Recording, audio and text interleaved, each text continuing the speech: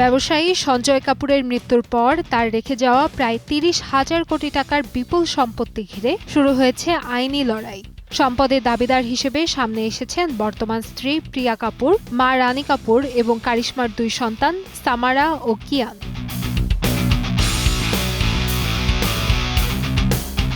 ঘটনার নতুন মোড় আসে যখন কারিশমার সন্তানরা তাদের সৎমা প্রিয়া কাপুরের বিরুদ্ধে গোপনে নতুন উইল তৈরির অভিযোগ তোলেন।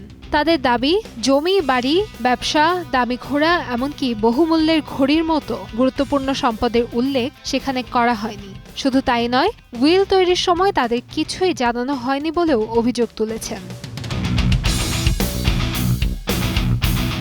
সন্তানদের এমন অভিযোগের প্রেক্ষিতে বিষয়টি গড়ায় আদালতে। শুনানি শেষে একটি গুরুত্বপূর্ণ নির্দেশ দেয় দিল্লি হাইকোর্ট।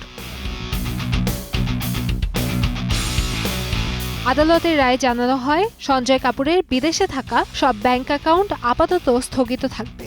ফলে সেসব অ্যাকাউন্ট থেকে কোনো ধরনের লেনদেন করতে পারবেন না প্রিয়া কাপুর।